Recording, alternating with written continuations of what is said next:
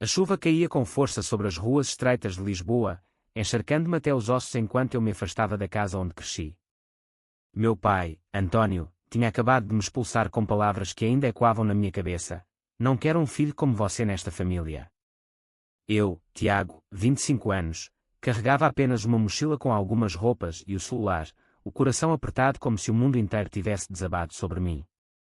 A água escorria pelo meu rosto misturando-se às lágrimas que eu não conseguia mais segurar. Há meses eu sabia que o momento chegaria, mas nunca imaginei que seria assim, numa noite de outono fria e molhada, com o vento uivando entre os prédios antigos do bairro de Alfama. Meu pai havia encontrado as mensagens no meu telefone, aquelas trocas de palavras com Pedro, meu amigo de faculdade que se tornara muito mais do que isso. Ele gritou, quebrou um vaso e me empurrou porta afora sem me dar chance de explicar.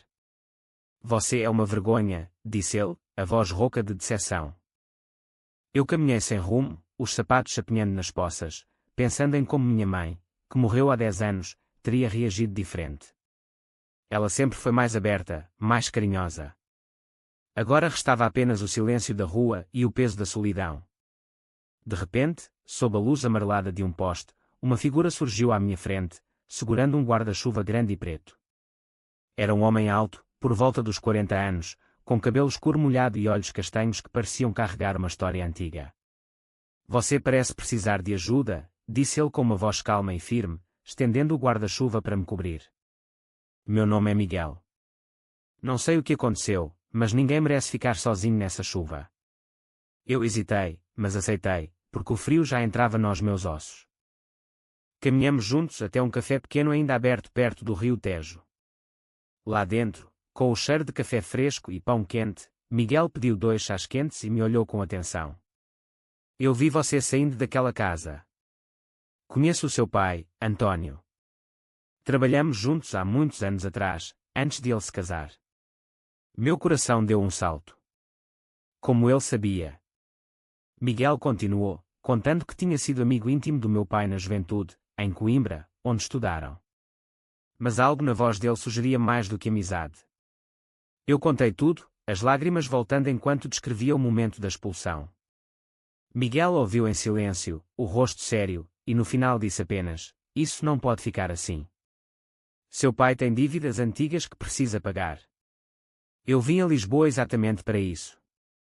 Não entendi na hora, mas senti que aquele estranho não era casual. A noite avançou, e Miguel me ofereceu um quarto no seu apartamento alugado no centro.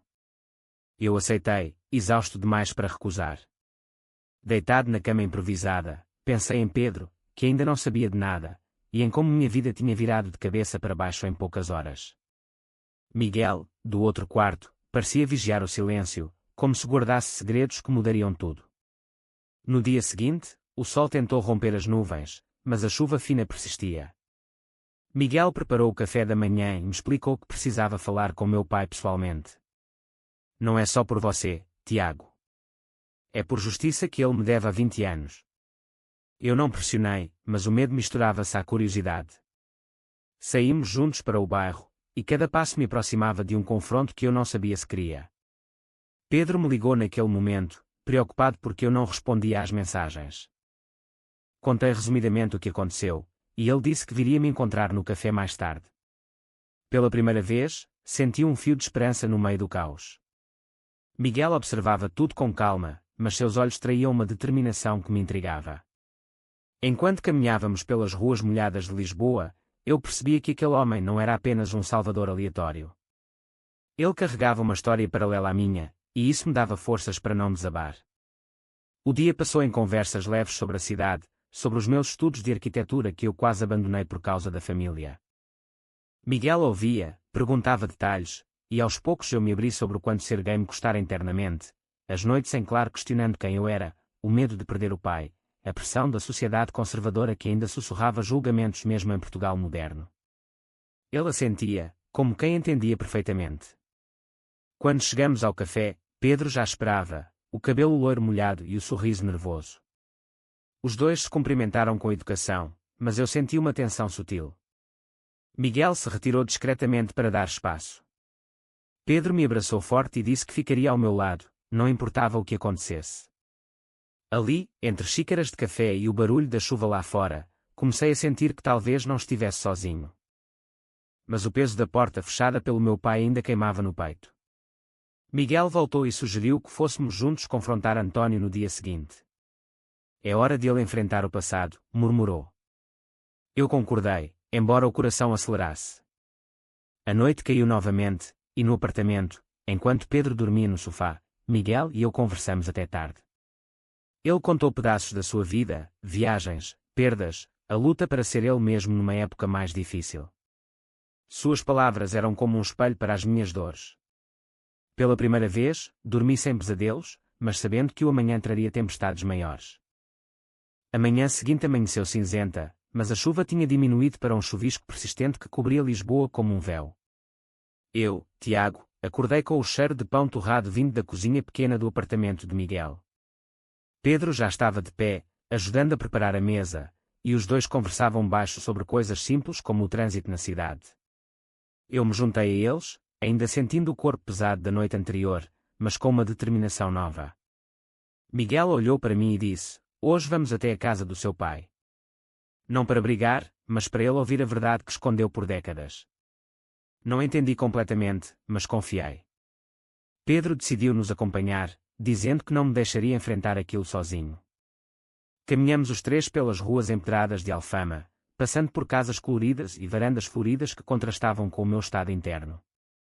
Meu pai estava em casa, como sempre aos sábados, provavelmente sentado na sala com o jornal.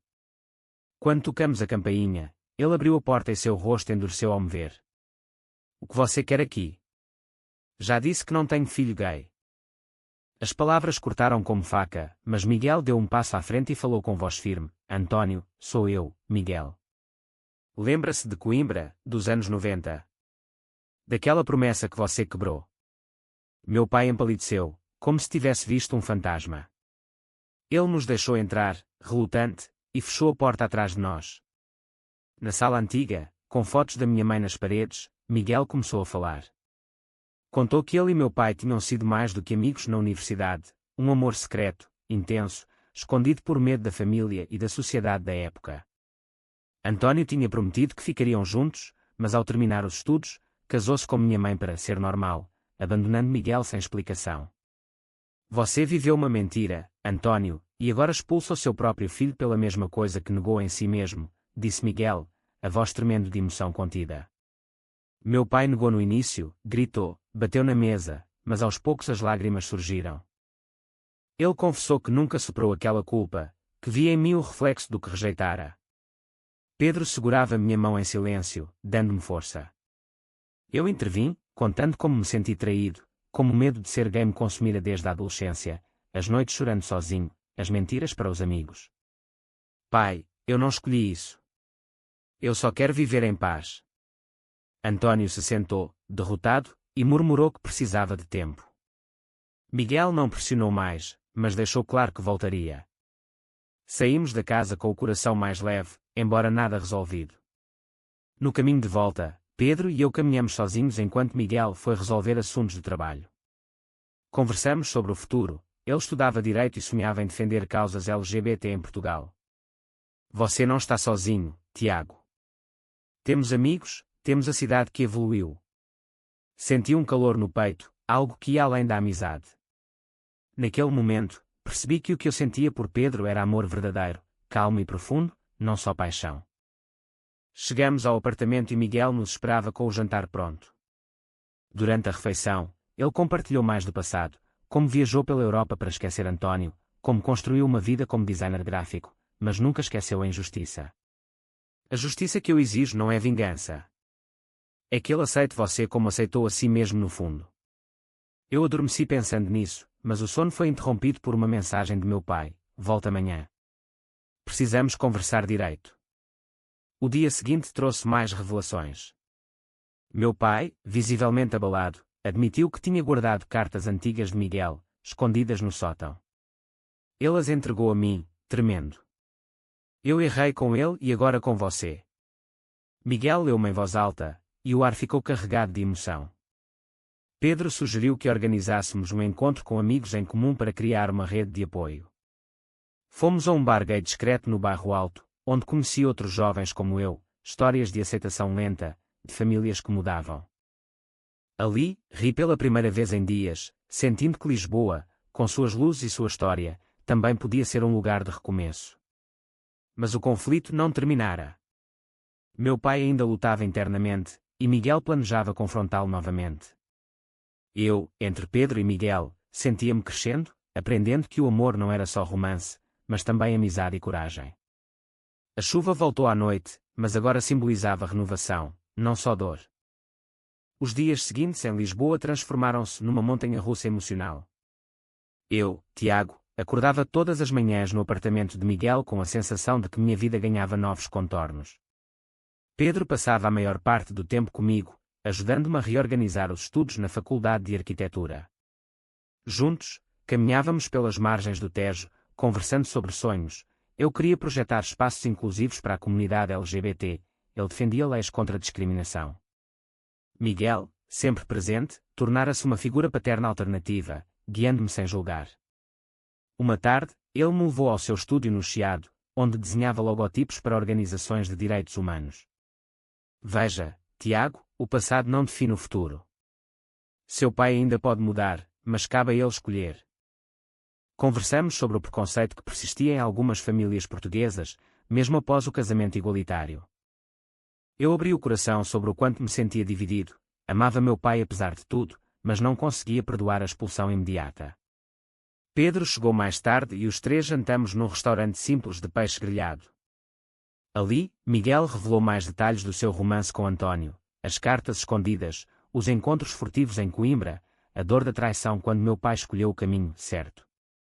Eu nunca quis destruir a família dele. Só queria que ele fosse honesto consigo mesmo. Pedro ouviu com empatia e disse que entendia, pois sua própria família demorara anos para aceitar sua orientação. Naquela noite, Pedro e eu ficamos sozinhos no apartamento. Sentados no sofá, ele segurou minhas mãos e confessou: Tiago, eu te amo. Não é só apoio de amigo. Quero construir algo real com você. Meu coração acelerou, e nos beijamos pela primeira vez com ternura, sem pressa. Foi um momento puro, de conexão profunda, que me fez sentir vivo novamente. Miguel, ao voltar, sorriu discretamente e não comentou, respeitando nosso espaço. Mas o telefone tocou, meu pai queria nos ver no dia seguinte, com Miguel. O encontro foi tenso.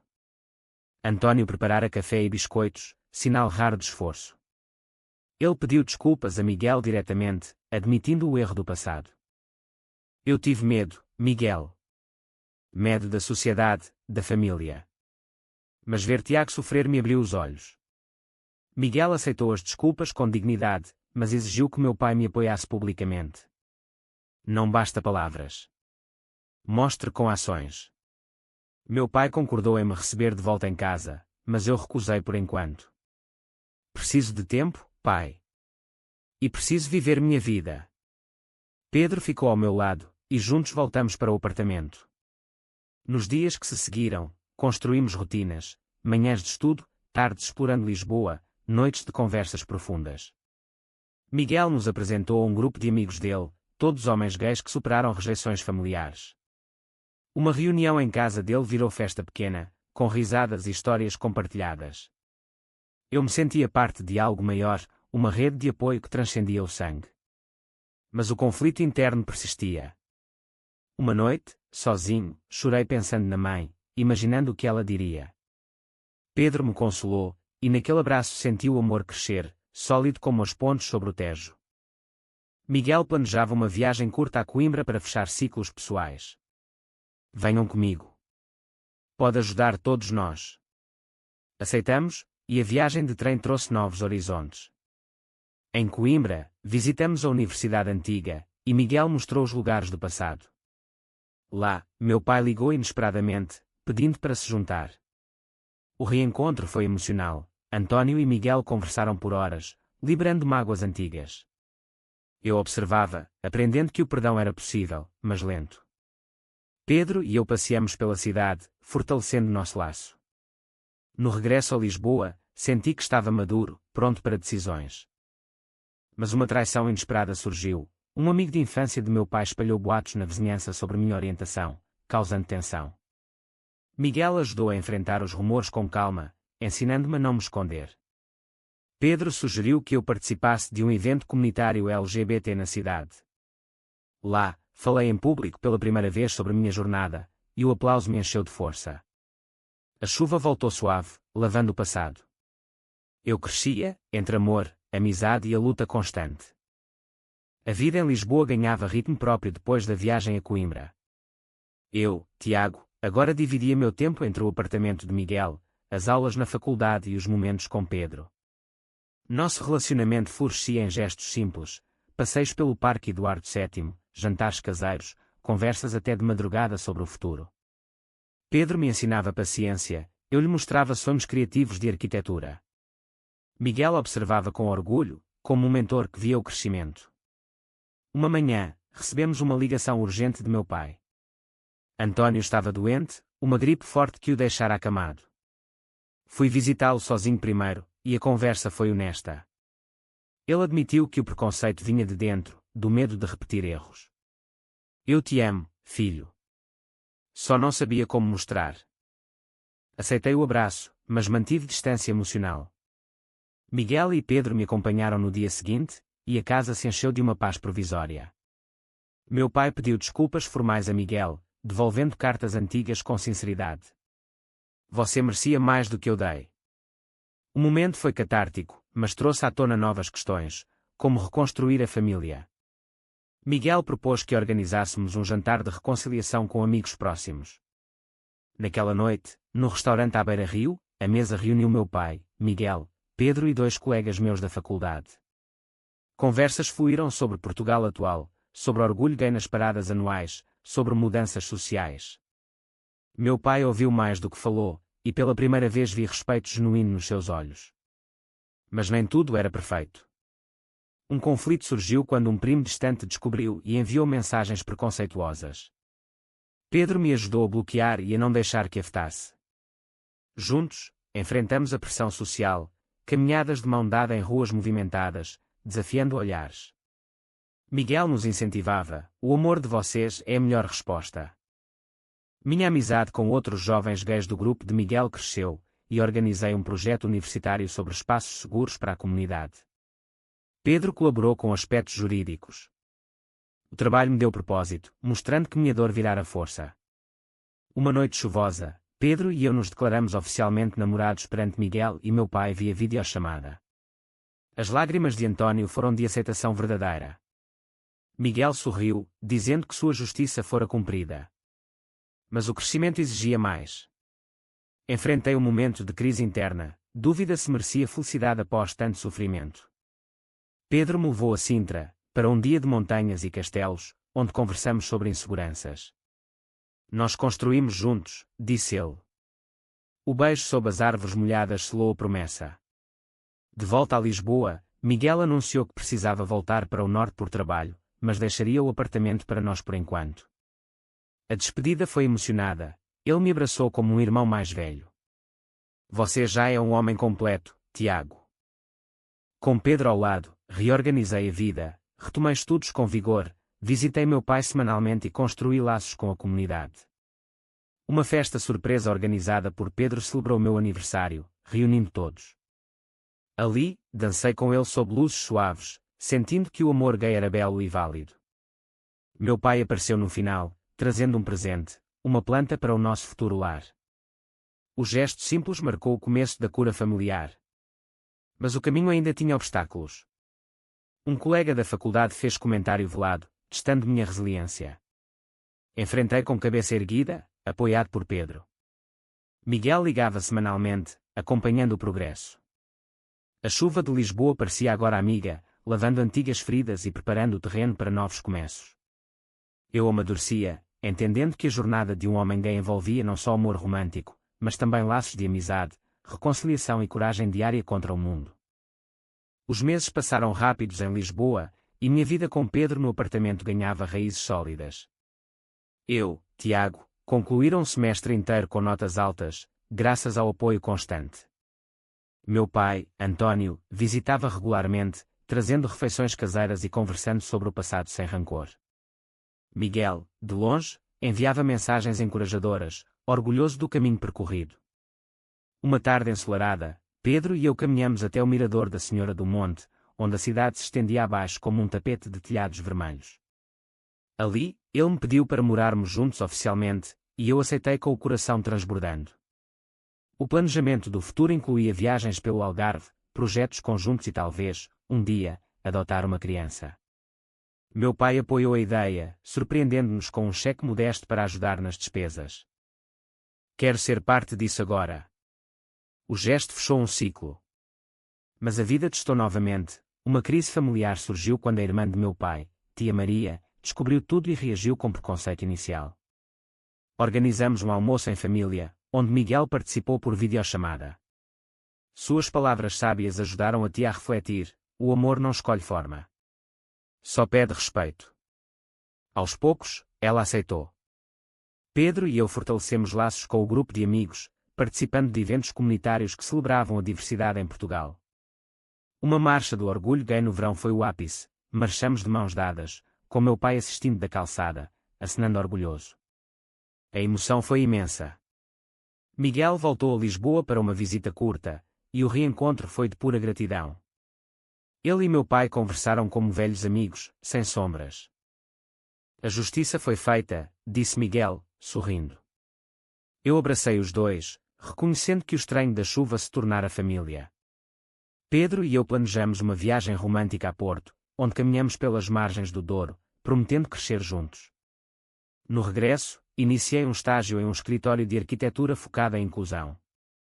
A vida fluía, mas com lições profundas. O conflito interno dera lugar à paz, a pressão social transformara-se em advocacy. Meu pai, agora aposentado, voluntariava em causas LGBT, mudando por completo. Uma noite, reunidos todos, celebramos o aniversário de Miguel. Histórias foram contadas, risos ecoaram, e eu percebi o quanto amadurecera. De menino expulso na chuva a homem seguro no amor. Pedro me beijou discretamente, e o olhar de cumplicidade selou nossa jornada. Lisboa, com suas ruas antigas e luzes modernas, testemunhava o milagre da aceitação. O passado não desaparecera, mas fora superado pela verdade e pelo amor. Eu, Tiago, finalmente me sentia completo, pronto para o que viesse. A chuva ocasional agora era apenas clima, não símbolo de dor. A amizade com Miguel permanecia forte, meu pai reconectado, e o amor com Pedro, profundo e eterno. A vida, enfim, fazia sentido.